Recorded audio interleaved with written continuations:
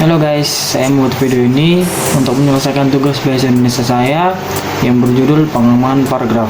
Nah, sebelum itu perkenalkan, nama saya Lebizanto Putranda Nurnaga dengan NIM 203020402037, program studi agribisnis Fakultas Pertanian Universitas Palangkaraya.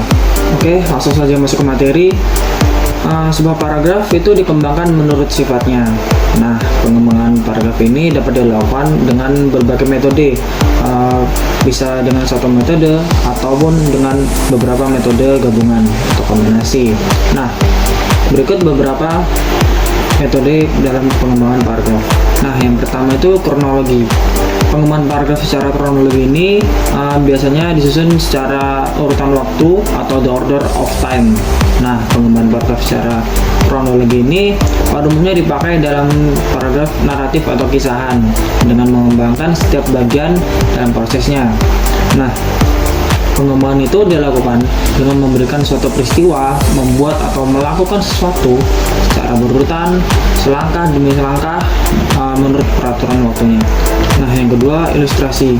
Pengembangan paragraf secara ilustrasi ini digunakan dalam paragraf paparan atau ekspositoris untuk menyajikan suatu gambaran umum atau khusus tentang suatu prinsip atau konsep yang dianggap belum dipahami oleh pembaca. Nah, pengembangan paragraf ini biasanya digunakan oleh penulis yang ingin memaparkan sesuatu yang dilihatnya. Nah, kesinambungan antar bagian yang dipaparkan harus terjaga agar si pembaca dapat memahami dan mengikuti alur ceritanya.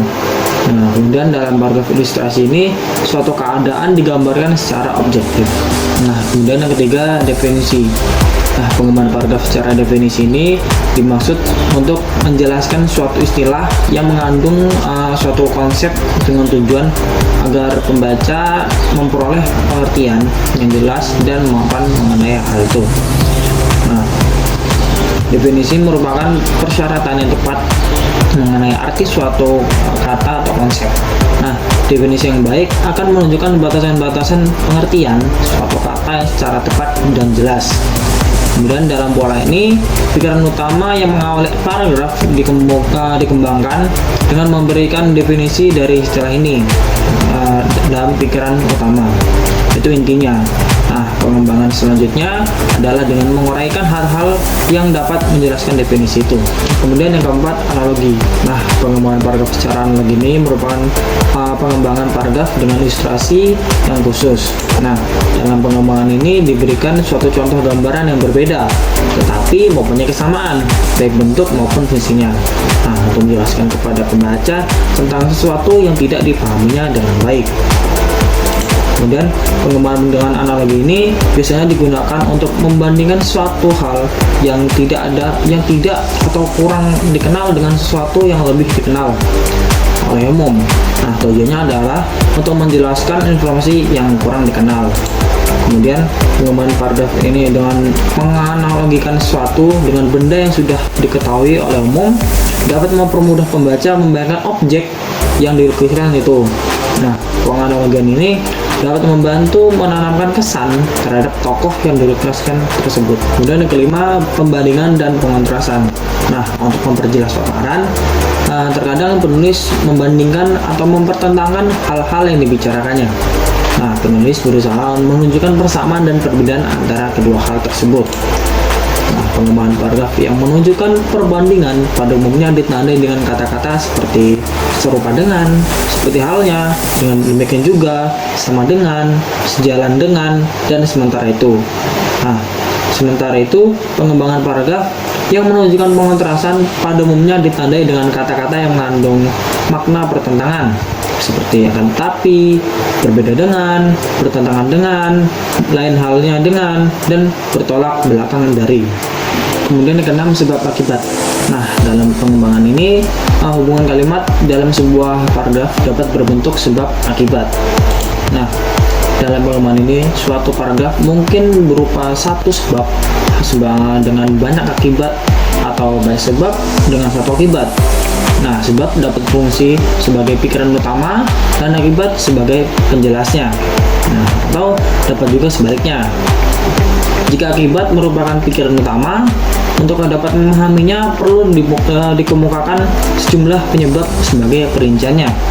Nah, pengembangan ini dipakai dalam tulisan ilmiah atau keteknikan untuk berbagai keperluan, antara lain untuk yang pertama mengemukakan alasan yang masuk akal, kemudian yang kedua memeriksa suatu proses, kemudian tiga menerangkan mengapa sesuatu terjadi demikian, dan terakhir meramalkan runtutan peristiwa yang akan datang. Kemudian yang ketujuh, pembatasan satu persatu atau contoh. Nah, pengembangan paragraf dengan pembatasan ini digunakan untuk memberikan penjelasan kepada pembaca karena gagasan utama atau kalimat topiknya masih dianggap terlalu umum sifatnya. Nah, dalam kalimat penjelas, gagasan utama dalam kalimat topik itu diuraikan dengan memberikan contoh-contoh konkret. Kemudian dalam pengembangan paragraf ini, pikiran utama dikembangkan dengan penjelas yang berupa contoh. Contoh itu kemudian diuraikan dengan berbagai keterangan yang dapat memperjelasnya. Contohnya dipakai sekadar untuk menjelaskan maksud penulisnya. Kemudian repetisi atau pengulangan. Nah, pengembangan paragraf secara repetisi ini atau pengulangan sering digunakan untuk mengingatkan kembali pada pokok bahasan dan menguatkan pokok bahasannya. Nah, pokok bahasan yang dikemukakan pada awal paragraf diulangi pada akhir paragraf sebagai kesimpulan.